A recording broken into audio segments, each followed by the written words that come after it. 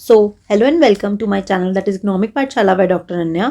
आज हम बात करने वाले हैं about the economic current affairs for the month of November from 17th of November to 23rd of November. So सबसे पहली न्यूज़ जो है वो that is about the cabinet approval for the credit guarantee scheme for exporters. तो basically एक scheme launch हुई है जिसमें कि बात की जा रही है कि जो भी एक्सपोर्टर्स हैं उनको जो भी क्रेडिट मिलेगा उसके लिए गारंटी दी जाएगी। तो बेसिकली क्या है कि मान लीजिए ये एक्सपोर्टर है, ठीक है, इसको अपना जो है इसको अपना जो बिजनेस है उसको एक्सपैंड करना है और मान लीजिए इसको यूरोप में कुछ अपना सामान को एक्सपोर्ट करना है, लेकिन इसके पास इतना इंफ्रास्ट्रक्चर नहीं है, इसके पास इतना पैसा नहीं है, जिसके लिए क्या करता है, ये बैंक के पास जाता है लोन लेने, ठीक है। और बैंक के पास जब ये लोन लेने गया तो बैंक क्या कहेगा, मान लेते हैं इसको 50 लाख का लोन चाहिए ए बंदे को, तो वो 50 लाख का लोन मांगेगा किससे, बैंक से। और बैंक वाले क्या करेंगे, कहेंगे कि कोलेटरल दीजिए, कोलेटरल मतलब कुछ भी एज अ सिक्योरिटी दीजिए जिसके बेसिस पर हम क्या करें, आपको लोन दें, ठीक है। आपको पता है यही प्रोसीजर होता है, बट इसके पास ऐसा कुछ भी नहीं है जिसको गिरवी रखकर ये क्या कर सके, लोन ले सके। तो बैंक वाले क्या कर देंगे, मना कर देंगे कि we can't provide you the loan. So इसी चीज़ को देखते हुए, ताकि जो भी एक्सपोर्टर्स हैं उनका काम ना रुके, उनको बूस्ट मिले, गवर्नमेंट ऑफ इंडिया ने कहा कि कोई दिक्कत नहीं है। वो गवर्नमेंट ऑफ इंडिया बैंक को अगर कहेगी कि कोई बात नहीं, आप देखिए क्या ये कंपनी सही है, सही से एक्सपोर्ट कर रही है, ठीक है, लेकिन अगर इसके पास कोलेटरल नहीं भी है तो आप क्या करिए, इसको 50 लाख का लोन दे दीजिए। अगर ये लोन चुका देता है तो वेल एंड गुड, और अगर ये लोन नहीं चुका पाता है और अगर आप के पास इसने कोलेटरल भी नहीं रखा है और बाई चांस मान लेते हैं ये 50 लाख में से 20 लाख रुपए रिटर्न नहीं कर पाया, तो गवर्नमेंट ऑफ इंडिया कह रही है कि हम जो है through this institute called national credit guarantee trustee company limited, इसके थ्रू हम क्या कर देंगे, आपका 100% जो भी पैसा इस पर्सन ने, इस एक्सपोर्टर ने नहीं चुकाया है उसको हम क्या कर देंगे, चुका देंगे, ठीक है। तो बेसिकली गवर्नमेंट एक तरीके की गारंटी दे रही है किसको, एमएलआई को। एमएलआई क्या है, मेंबर लेंडिंग इंस्टीट्यूट्स, ठीक है। इसमें बैंक्स हो सकते हैं, एनबीएफसीज हो सकते हैं, यानी जो भी इंस्टीट्यूट्स हैं जो कि लोन दे रहे हैं किसको, उस पर्सन को लोन दे रहे हैं, ठीक है। तो वो क्या कहेंगे कि ठीक है आप लोन दे दीजिए, we will repay it back, अगर वो in any of the case exporter जो है किसी भी रीजन के वजह से ये आपको लोन रीपे नहीं कर पाता। तो एक काइंड ऑफ गारंटी, तो दैट्स वाई इसका नाम क्या पड़ा, credit guarantee scheme for exporters, ठीक है।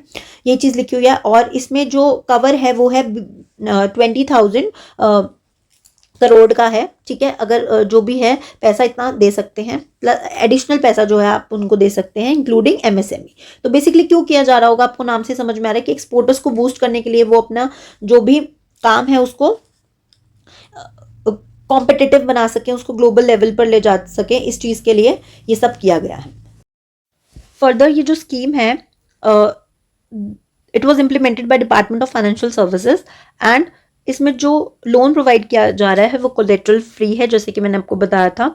इसलिए किया जा रहा है ताकि एक्सपोर्ट को बूस्ट कर सके, लिक्विडिटी बढ़ा सके, और जो हमारा टारगेट है मोस्ट इंपॉर्टेंटली 1 ट्रिलियन एक्सपोर्ट का जो टारगेट है इसको हम पूरा कर सकें, ठीक है। मोर ओवर जो एक्सपोर्ट होता है वो 5% कंट्रीब्यूट करता है हमारे जीडीपी का। इन 2024-25 में इतना कंट्रीब्यूट किया है एक्सपोर्ट ने। दैट्स वाई हम चाह रहे हैं कि हम एक्सपोर्ट को किसी ना किसी के तरीके से बढ़ावा दे सकें। तो अगर हम इन शॉर्ट बात करें तो स्कीम क्या है, कोलेटरल फ्री लोन दे रहा है एक्सपोर्टर्स को ताकि एक्सपोर्ट को बूस्ट कर सके, सिंपल टर्म्स में। Then next news is RBI allow loan against silver jewelry from April 2026। 1st of April से ये RBI ने कहा है कि गोल्ड और सिल्वर के अगेंस्ट आपको लोन दिया जाएगा, यानी कि अगर कोई लोन लेना चाहता है तो उसको बहुत इजीली हम लोन दे सकते हैं। वो अपना सिल्वर का जो भी चीज़ें हैं उसको रखे एज अ कोलेटरल और उसके बदले में लोन ले ले। ये जो नए रूल्स हैं गवर्नमेंट ने, जो आरबीआई है उसने अपना जो सर्कुलर था that is RBI gold and silver loan direction 2025, उसमें इस को रखा है, जहां पर जो है उन्होंने बोला है कि जो भी प्रीशियस मेटल्स हैं उनके बदले में आप क्या कर सकते हैं, लोन ले सकते हैं। अच्छा, अब लोन आप कहाँ से ले सकते हैं, जितने भी कमर्शियल बैंक्स हैं, कोऑपरेटिव बैंक्स हैं, एनबीएफसीज हैं, लेकिन जो पेमेंट बैंक्स हैं और जो small finance NBFCs except payment banks को छोड़कर, मतलब पेमेंट बैंक इसमें इंक्लूडेड नहीं होंगे। Small finance bank, RRB, housing finance companies, इन सबसे आप लोन ले सकते हैं एक्सेप्ट पेमेंट बैंक, क्योंकि पेमेंट बैंक लोन नहीं देता है। तो इनको छोड़ के बाकी किसी भी जगह से आप सिल्वर के अगेंस्ट में क्या कर सकते हैं, लोन ले सकते हैं। अब सिल्वर में भी क्या, यानी अगर आपके पास सिल्वर की ज्वेलरी है, सिल्वर का कोई कॉइन है, उसके बदले में आपको लोन मिल जाएगा। लेकिन अगर आपके पास बार्स हैं, बार्स क्या होते हैं, जैसे आप गोल्ड बार्स देखते हैं वैसे सिल्वर के बार्स होते हैं, वो हो गए रॉ मटेरियल, रॉ फॉर्म में आपके पास है, जिसको हम बुलियंस बोलते हैं, या फिर इनगॉट्स। इनगॉट्स भी क्या है, सिल्वर को एक डिफरेंट शेप में कन्वर्ट करके पीसेस में बनाया जाता है, जो कि इंडस्ट्रियल यूज के लिए होता है। तो इन सब के अगेंस्ट आपको नहीं मिलेगा लोन। अगर लेकिन आपके पास ज्वेलरी है, कॉइन्स है, इसको अगर सिल्वर फॉर्म में है या गोल्ड में है तो आप इसको रखिए और उसके बदले में आपको लोन मिल जाएगा। अगर गोल्ड की ज्वेलरी है और सिल्वर ज्वेलरी है तो वो अप टू 1 kg आप रखेंगे तो उसके बदले में आपको मिल जाएगा। और गोल्ड और सिल्वर के कॉइन्स अगर 50 ग्राम है और सिल्वर कॉइन्स 500 ग्राम तक है तो उसके अगेंस्ट में आपको लोन मिल जाएगा। ठीक है, this is the second news. Now moving on to the third news, that is wholesale price fell to 27-month low of -1.21% in October. तो कहने का क्या मतलब समझ में आ रहा है आपको, कि जो होलसेल प्राइस इंडेक्स है वो अपने नेगेटिव टेरिटरी में चला गया, नेगेटिव जोन में चला गया है। तो हम सबको पता है हर मंथ हम wholesale price index, CPI, core industries और आईआईपी के बारे में डिस्कस करते हैं। तो अगर आप बहुत टाइम से फॉलो कर रहे हैं तो आपको ये चीजें रट गई होंगी। बाकी होलसेल प्राइस इंडेक्स क्या होता है, वो देखता है कि होलसेल लेवल पर जो भी प्राइस लेवल में चेंजेस आ रहे हैं उसको चेक करता है। इसका डाटा कौन प्रेजेंट करता है, आपको पता है, office of economic adviser. Office of economic adviser under किसके अंडर आता है, ये मिनिस्ट्री ऑफ कॉमर्स। ठीक है, डीपीआईआईटी, ठीक है, DPIIT that is department of promotion of industry and industrial trade under ministry of commerce. उसके अंडर आता है ऑफिस ऑफ इकोनॉमिक एडवाइजरी, उनके द्वारा ये डाटा रिलीज किया जाता है ये चेक करने के लिए कि क्या क्या मूवमेंट्स हुए हैं प्राइस के। इसका बेस ईयर जो है करंटली 2011-12 चल रहा है, जो कि रिवाइज होकर, मैंने आपको याद करवाया था, इसको 2 टाइम्स से मल्टीप्लाई कर दो तो 22-23 जो है इसका न्यू बेस ईयर कन्वर्ट कर देंगे। ठीक है, इसके अंडर टोटल 697 आइटम्स आती हैं, जिसमें सबसे हाई जो वेटेज है वो किसकी है, मैन्युफैक्चरिंग प्रोडक्ट्स की, then primary articles and fuel and power. ये जो परसेंटेज है ये वेटेज बता रहा है कि सबसे ज्यादा manufacturing products, then primary article and then fuel and power जो है इसका वेटेज है। अगर हम आइटम्स की बात करें तो ये जो 697 आइटम्स है, प्राइमरी आर्टिकल्स में आपके पास 117 आइटम्स हैं, फ्यूल एंड पावर में 16 आइटम्स हैं, एंड सबसे ज़्यादा जो है वो मैन्युफैक्चरिंग प्रोडक्ट्स के। तो ऑब्वियसली आप चाहे परसेंटेज की फॉर्म में याद रखें या कितने आर्टिकल्स हैं इससे याद रख लीजिए। देखिए 5, 6 और उसका उल्टा क्या है 4। ठीक है, 117 और ये है 16 आइटम्स। ठीक है, ये डिवाइडेड है आइटम्स में, उस हिसाब से वेटेज डिवाइडेड है। एक और इंपॉर्टेंट चीज जो आपको याद रखनी है about the WPI is that कि डब्ल्यूपीआई जो है वो कौन सा इंडेक्स यूज करता है, लास्पियर टाइप जो है, लास्पियर इंडेक्स है, उसको फॉलो करता है for calculating the wholesale prices. अब मैं ऑलरेडी आपको एक शॉर्ट जो वीडियोज है, ट्रिक वाली वीडियोस मैंने जो स्टार्ट की कराई थी, उसमें बताया था कि लास्पियर का फॉर्मूला कैसे कैलकुलेट करते हैं। तो आप मुझे बताइएगा कि लास्पियर का फॉर्मूला क्या है। ठीक है, हर मंथ ये रिलीज होता है data on the 14th।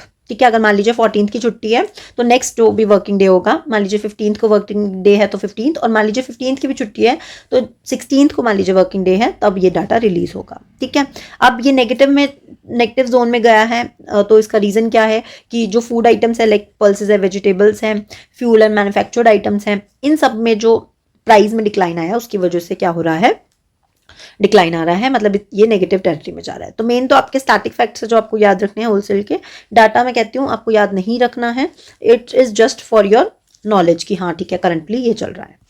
Next news is 16th finance commission report submitted to president. आप सबको पता है कि फाइनेंस कमीशन होता है, it was made under article 280, ये देखिए लिखा हुआ है, एक कॉन्स्टिट्यूशनल बॉडी हमारे कॉन्स्टिट्यूशन में दिया हुआ है, आर्टिकल 280 के अंडर आपको ये बनानी ही है। ठीक है, इसमें 5 मेंबर्स होते हैं, जिसमें एक चेयरपर्सन होता है और बाकी 4 जो होते हैं हमारे अदर मेंबर्स होते हैं। ठीक है, इसका टेन्योर 5 ईयर्स के लिए रहता है, और इसका मेन काम क्या होता है, जो भी सेंटर पैसा इकट्ठा करता है, यानी सेंटर जो भी अपना रेवेन्यू कलेक्ट करता है, उसको हमें फर्दर डिवाइड करना है किस किस के बीच में, सेंटर और स्टेट के बीच में। तो बात करते हैं जो 16th फाइनेंस कमीशन है, जिसके चेयरपर्सन है डॉक्टर अरविंद बनगरिया, उन्होंने जो रिपोर्ट है वो सबमिट करी है टू द प्रेसिडेंट, ठीक है। इसका टेन्योर जो था 16 फाइनेंस कमीशन का, दैट इज़ फ्रॉम 2026 से 2031 तक का था। और जो रिपोर्ट है इसको हमें सबमिट करना था, मतलब फाइनेंस कमीशन को 30 नवंबर 2025 तक सबमिट करना था। लेकिन बिफोर टाइम ही जो है 16 फाइनेंस कमीशन ने ये रिपोर्ट सबमिट कर दी to the president under the article 281। Moreover ऐसा बोला गया है कि जो ये इसके जो डिटेल्स होती हैं वो रिलीज़ होती हैं आफ्टर द फाइनेंस मिनिस्टर जो है इसको पार्लियामेंट में प्रेजेंट कर देते हैं। उसके बाद जो है जो भी डिटेल्स होती हैं of the 16th finance commission उसको पब्लिक किया जाता है, और ये होता है अंडर द आर्टिकल 281। तो ये भी इंपॉर्टेंट आर्टिकल्स हैं, आपको पता होने चाहिए कि किसके अंडर ये सब चीज़ें होती हैं, ठीक है। इसके जो मेंबर्स हैं टी रविशंकर जो हैं और सौम्या कांति घोष जो हैं वो इसके मेंबर्स थे for the 16th finance commission. और जैसे कि मैंने आपको बताया था कि इसमें एक चेयरपर्सन होते हैं जो कि हो गए डॉक्टर अरविंद पनगड़िया जी, और बाकी मेंबर्स जो हो गए वो 4 हो गए, जिसमें कि एक है टी रविशंकर, दूसरी है सौम्या कांति घोष, थर्ड है आपके अजय नारायण झा, और फोर्थ थे आपके मनोज पांडा, ठीक है। एंड देन जो सेक्रेटरी हैं इसके वो है ऋत्विक रंजन पांडे। ये भी मैं आपको करंट अफेयर्स में पढ़ा चुकी हूँ, इकोनॉमिक अफेयर्स में, कि ऋत्विक पांडे जो हैं वो इसके क्या हैं, सेक्रेटरी बनाए गए थे, ठीक है। तो ये सारे हैं, आपको पता होना चाहिए। जो सौम्या कांति घोष है ये पार्ट टाइम मेंबर है, और जो टी रविशंकर हो गए और जो बाकी अजय मनोज और आपके एनी जॉर्ज जो हैं वो सारे क्या हो गए, पार्ट टाइम मेंबर्स हो गए, ठीक है। तो आपको बस ये पता होना चाहिए। 15 फाइनेंस कमीशन उसको किसने हेड किया था, एन के सिंह ने, नंद किशोर सिंह जी ने, ठीक है। तो ये भी आपको पता होनी चाहिए। फर्स्ट कौन थे, फर्स्ट फाइनेंस कमीशन के हेड कौन थे, ये आप मुझे बताएंगे नीचे कमेंट बॉक्स में लिखकर। Next, moving on to the next news, climate performance index 2026। इसमें इंडिया का रैंक जो है वो है 23rd नंबर पर। इंडिया जो है 23 नंबर पर स्टैंड होता है, और ये जो इंडेक्स है इसको लॉन्च किया गया था during the COP30 in the बेलेम Brazil. ये मैं कई बार आपको पढ़ा चुकी हूँ, अब तो काफ़ी बार न्यूज़ में हो गया है। बेसिकली इंडेक्स क्या बताता है, ये बताता है कि क्या डिफरेंट कंट्रीज इनिशिएटिव्स ले रही हैं फॉर द जो भी क्लाइमेट रिलेटेड प्रॉब्लम्स हो रही है, क्लाइमेट को प्रोटेक्ट करने के लिए कैसे एफर्ट्स डाले जा रहे हैं। इसको रिलीज़ करते हैं जर्मन वॉच, जो कि मैंने बताया था लास्ट टाइम भी। इन्होंने एक और इंडेक्स रिलीज़ किया था जिसके बारे में हमने लास्ट में बात करी थी, लास्ट क्लास में, जो थी ग्लोबल रिस्क इंडेक्स, जिसमें इंडिया का रैंक क्या था ये आप मुझे बताएंगे। इन क्या रैंक था, क्या 15th रैंक था, ये आप मुझे लिखकर बताएंगे नीचे कमेंट बॉक्स में। Based on the factors, green gas emission जो है कितना कर रही है, कोल का कंजप्शन कितना हो रहा है, क्लाइमेट चेंज से कितना टैकल कर पा रहे हैं, किस वे में टैकल कर पा रहे हैं, ये सब जो है इसके फैक्टर्स हैं। यानी कि ग्रीन गैस, रिन्यूएबल एनर्जी का यूज़ क्या हो रहा है, और क्लाइमेट रिलेटेड पॉलिसीज़ क्या बनाई जा रही है। इन 4 फैक्टर्स के बेसिस पर आप लिखना चाहें तो इसमें एक और लिख लीजिएगा, रिन्यूएबल एनर्जी, ठीक है, और कोल कंजप्शन यानी एनर्जी का यूज़ कितना करें। ये 4 फैक्टर्स हैं जिसके बेस पर ये इंडेक्स जो है वो रिलीज़ होता है, ठीक है। उसके बाद फर्स्ट, सेकंड और थर्ड प्लेस जो है ये है वैकेंट है, मतलब इस प्लेस पे कोई भी नहीं आया, यानी ऐसी कोई भी कंट्री नहीं है जो इतना अच्छा काम कर रही है कि फर्स्ट टॉप 3 प्लेसेस पे आ चुके हैं। तो फोर्थ प्लेस पे आप कह सकते हैं कौन है, डेनमार्क है जिसका स्कोर है 80.52। इंडिया 23rd नंबर रैंक पर है जिसका स्कोर है 61.31। हम पिछले साल इस इंडेक्स में यानी 2025 की अगर हम बात करें तो हम इस इंडेक्स पे थे 10th नंबर पर, जो कि अब हम 13 प्लेस जंप करके 23rd नंबर पर आ चुके हैं, क्योंकि हम बहुत ज़्यादा कोयले का यूज़ कर रहे हैं, ठीक है। और लास्ट में जो है इस इंडेक्स में है सऊदी अरेबिया। तो जो इंडेक्स वाले क्वेश्चंस होते हैं इसमें ये आपको पता होना चाहिए कि इंडिया का रैंक क्या है, फर्स्ट नंबर पे कौन है, और कौन इसको रिलीज़ करता है। तो ये सब पॉइंट्स इंपॉर्टेंट हो जाते हैं, ठीक है।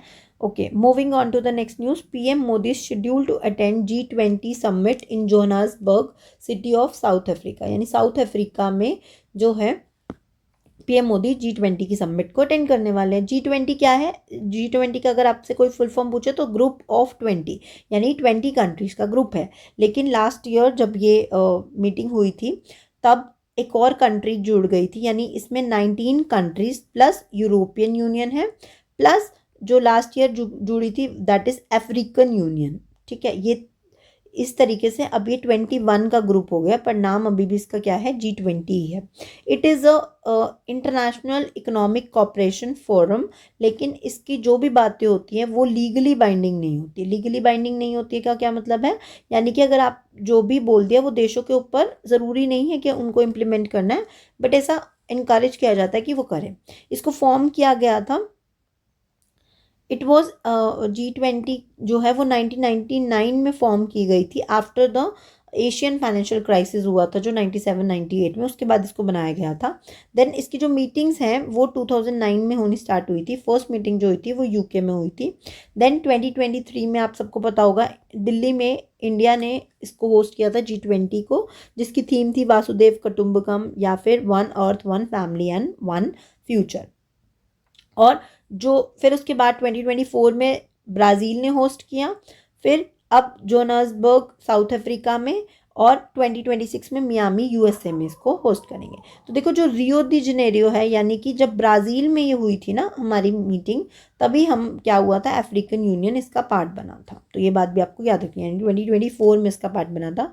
अब 2025 हो गया है जिसमें साउथ अफ्रीका जो है इसको होस्ट करेगा, और नेक्स्ट वाला आपको याद रखना है यूएसए। तो Brazil, South Africa and USA, तो बस नहीं है, उल्टा है, BSU है। तो Brazil, South Africa. Next news is about the India's core sector growth in October, weak flat in October, weakest in 14 month.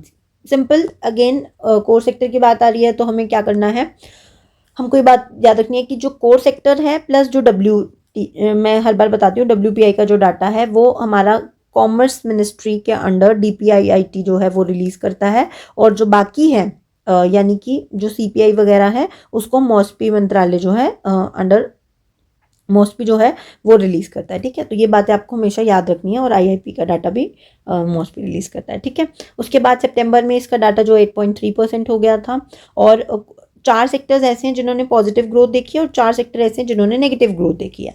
तो पहले आपको ये पता होना चाहिए कोर सेक्टर कौन से है। तो कोर सेक्टर मैं कई बार बता चुकी हूँ that core sectors are those 8 sectors जिसके बेसिस पे IIP इंडेक्स बनता है, इंडेक्स ऑफ इंडस्ट्रियल प्रोडक्शन, यानी कि इंडस्ट्री का कोर जो है ये 8 इंडस्ट्रीज ऐसी हैं, इनके बिना जो है हमारी इंडस्ट्रीज सेक्टर का जो है वो कोई वजूद नहीं है। एंड इसको याद करने के लिए ट्रिक भी बता रखी है मैंने कई बार, FERNS C³ fertilizer, electricity, refinery, natural gas, then उसके बाद cement, crude oil and coal, and S से आपका हो जाएगा स्टील। तो ये सारे आपको याद रखने हैं कि मेन सेक्टर्स हैं जो कि 40% जो है इसका कॉन्स्टिट्यूट करते हैं इन द IIP। ठीक है, तो ये भी आपको याद रखना है।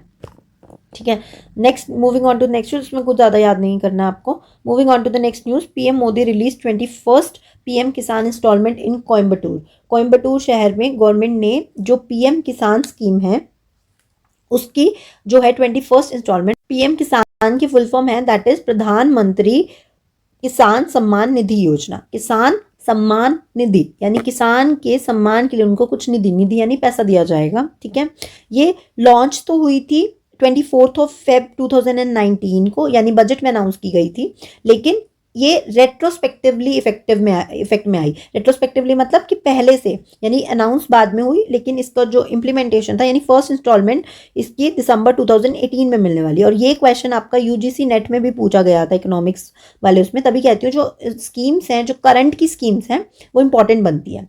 ये if I am not wrong 2018 December attempt वाला जो पेपर हुआ था उसमें यही क्वेश्चन पूछा गया था। ठीक है, और इसको इम्प्लीमेंट करने की जो मिनिस्ट्री है वो ऑब्वियसली कौन होगी, ministry of agriculture and farmer welfare. ठीक है, मोर ओवर नेक्स्ट जो है नेक्स्ट पॉइंट है, इसमें क्या होते हैं 6,000 रुपये मिलते हैं इन 3 इंस्टॉलमेंट्स। जितने भी फार्मर्स हैं, जितने भी हमारे फार्मर्स हैं जिनकी लैंड होल्डिंग्स है, यानी जिनके पास लैंड है उनको ये पैसा दिया जाएगा। अर्लियर ये जो स्कीम है वो आई थी सिर्फ स्मॉल और मार्जिनल फार्मर्स के लिए, लेकिन बाद में इसको चेंज करके कह सकते हैं, या फिर इसको इसमें जो चेंजेस लाए गए, और अब जितने भी लैंड होल्डिंग्स हैं, जितने भी फार्मर्स हैं जिनके पास लैंड है अपनी, उनको दिए जाते हैं, यानी 2000 रुपीज़ दिए जाते हैं 3 इंस्टॉलमेंट्स। ठीक है, तो अगर 9 करोड़ फार्मर्स को इसका बेनिफिट हुआ है, 9 करोड़ इंटू 2000 यानी 18,000 करोड़ जो है फार्मर्स को पैसा पहुंचाया गया, 18,000 करोड़ अमाउंट पहुंचाया गया through DBT, that is direct benefit transfer के रूप में दिया जाता है। ठीक है, बस this is the main point जो कि आपको याद रखने हैं। ठीक है, और इसके लिए ये जो स्कीम है, इंपॉर्टेंटली ये जो स्कीम है that is 100% central sector scheme. Central sector और सेंट्रली स्पॉन्सर्ड स्कीम भी बता चुकी हूँ कई बार। सेंट्रल सेक्टर स्कीम है, यानी कि पूरा का पूरा 100% पैसा जो है वो कौन देगा, यूनियन गवर्नमेंट देगी। ठीक है, so this is the last news जो आपको पता होनी चाहिए थी, मतलब कि मोदी जी ने ये इंस्टॉलमेंट रिलीज की, इंपॉर्टेंट नहीं है, स्कीम न्यूज़ में आ गई तो इंपॉर्टेंट बन गई। ठीक है, so this is all about today's news. I hope आपको ये पसंद आया होगा सेशन, और अगर आपको आया तो do like share and comment. ठीक है, और अगर कोई और डाउट है तो आप नीचे कमेंट बॉक्स में लिख सकते हैं, मैं उसका भी रिप्लाई कर दूंगी। Till then, thank you and bye bye.